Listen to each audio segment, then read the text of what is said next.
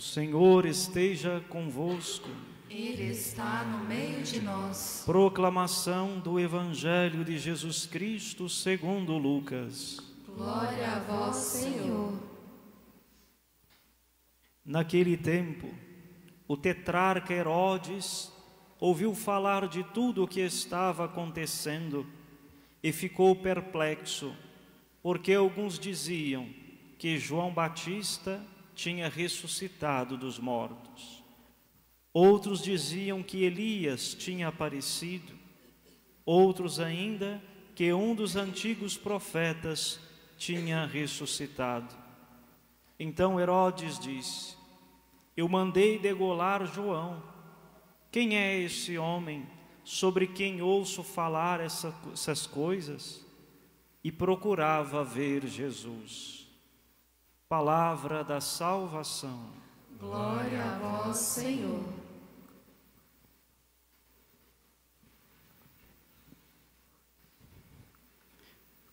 Queridos irmãos e irmãs, uma vez mais eu saúdo a cada um dos senhores aqui presentes, na nossa querida matriz de São Bento, tantos outros que nos acompanham pelas redes sociais de nossa paróquia e rezam conosco nesta liturgia. Hoje nós celebramos esta missa votiva, ou seja, voltada, inclinada à misericórdia de Deus, que sabemos se derrama abundantemente sobre as nossas vidas constantemente. Temos aqui a presença numerosa, expressiva do apostolado da oração, a nossa saudação aos senhores e senhoras e todos aqueles que devotam o coração misericordioso de Jesus nosso Senhor. Sabemos que Jesus fez promessas valiosas, profundas, a quem devotasse, a quem se inclinasse à sua divina misericórdia.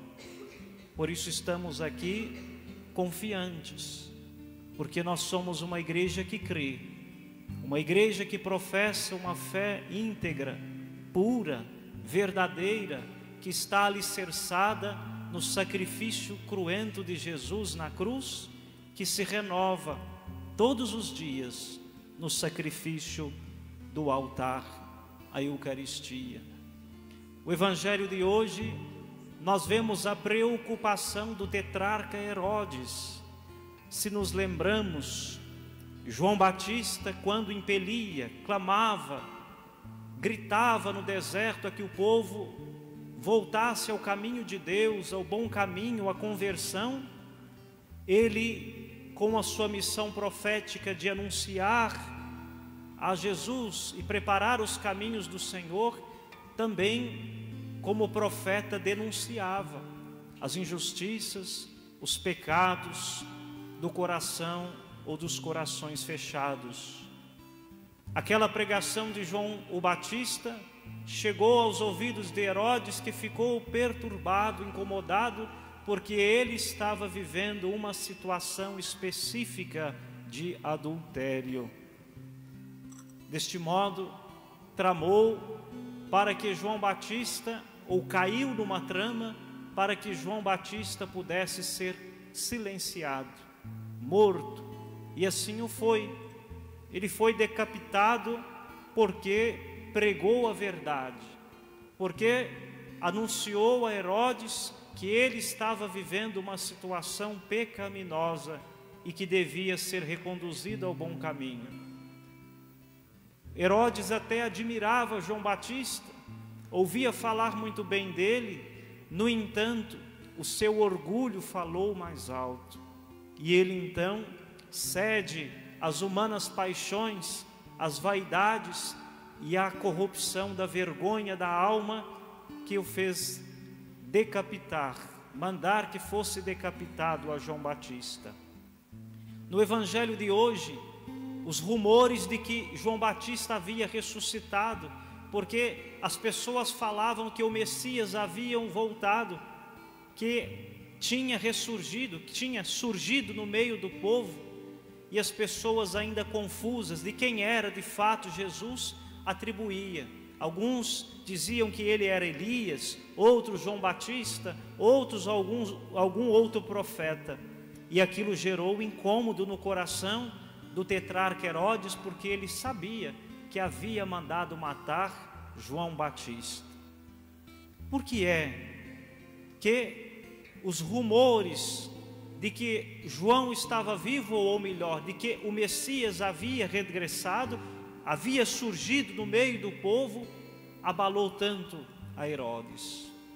No entanto, no final do Evangelho, vamos ouvir que Herodes buscava ver Jesus. Queria saber quem era este homem de quem tantos falavam, que realizava milagres, sinais, prodígios no meio do povo. Evidenciado neste Evangelho está aquilo que a fé chamada martirial, a fé dos mártires, daqueles que foram capazes de chegar às últimas consequências da vivência da fé, ao ponto de derramarem o seu sangue pela causa de Jesus, gerou na história da vida da igreja o seu sangue derramado, semente de novos e inumeráveis cristãos. O cristianismo, a fé em Jesus, na doutrina de Jesus, não é uma lenda, não se pode fazer calar. A igreja foi no passado e continua a ser no presente constantemente perseguida. Como tantos mártires dos primeiros séculos, hoje existe ainda em muitos países a perseguição violenta ao cristianismo, mas há sobretudo aquela outra perseguição que é velada, a perseguição da ridicularização da nossa fé cristã. Como encontramos dificuldades de viver num mundo paganizado, secularizado, em que as pessoas cada vez mais se distanciam de Deus e vão se agarrando a filosofias de vida, a outras ideias, a outras crenças, e elegendo deuses pagãos, falsos ídolos para servirem. Como é difícil ainda poder seguir a Jesus Cristo no mundo de hoje. Irmãos e irmãs, celebramos nesta Eucaristia a festa da misericórdia, ou seja, o coração ou do coração aberto de Jesus pela lança, jorrou sangue e água, e neste sangue e água os sacramentos da igreja, entre eles a Eucaristia e o sacramento da reconciliação. Verdadeiramente, eu não posso mensurar por que coisas, situações ou momentos nós temos vivido na nossa vida, no hoje da nossa existência. Mas de uma coisa eu sei: Deus não nos abandona. Diante do nosso sofrimento, do caos do nosso cotidiano, das lutas que vivemos todos os dias, quer seja para levar para casa o pão nosso de cada dia, quer seja para educar os nossos filhos, quer seja para continuar a transmitir a fé, encontramos inúmeros desafios. Às vezes, os maiores empecilhos nem estão tanto fora de nós, mas dentro de nós. Às vezes, há maior dificuldade de evangelizarmos dentro de casa do que fora de casa. Quantos de nós não trazemos no nosso coração, aqui neste momento, pessoas, familiares, amigos, que nós gostaríamos que estivesse também no caminho de Jesus e ainda não estão? O nosso testemunho, a nossa oração possa alcançar também estes nossos irmãos, estes nossos familiares, que precisam de conversão tanto quanto nós. Às vezes os nossos pais, os nossos filhos, os nossos irmãos necessitam também serem alcançados pela divina misericórdia. Meu irmão, minha irmã, um instante profundo de silêncio. Eu convido você a descansar em Deus, a repousar no coração misericordioso de Jesus, que como que jorrando uma torrente abundante de graças, vem nos envolver nesta Eucaristia. Sei que estamos cansados todos nós, às vezes sem esperança, às vezes desafiados por toda sorte de problemas e dificuldades, às vezes tomados por inúmeras preocupações que nos roubam a paz e nos tiram o sono. Quais são as nossas maiores preocupações na noite de hoje? Jesus nos diz uma palavra profética: não vos preocupeis com o dia de amanhã, com o que comer, com o que beber.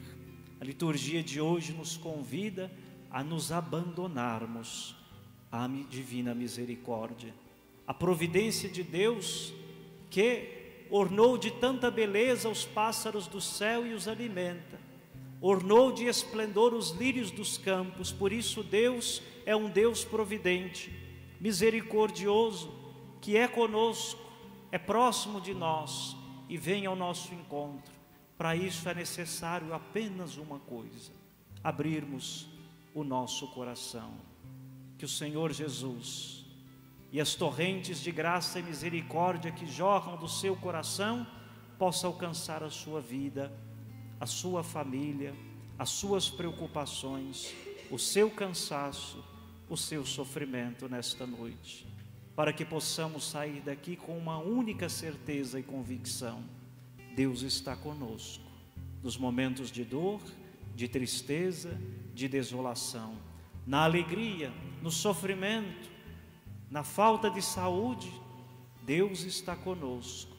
E muitas vezes, quando nos sentimos sozinhos, incompreendidos, até mesmo pelos nossos, podemos reavivar essa convicção no nosso coração: Deus não nos abandona, o Senhor Jesus nos quer no seu caminho. Por isso façamos um propósito de nos colocar no caminho da sua misericórdia, reconhecendo as nossas misérias, buscando viver uma vida sacramental íntegra e digna, sermos assíduos, presentes na vida dos sacramentos que comunicam para nós a graça divina, a força de Deus na nossa alma, mas sermos presentes de corpo e de alma, de espírito, por inteiro, na vida de fé que a Igreja nos transmitiu. Amém.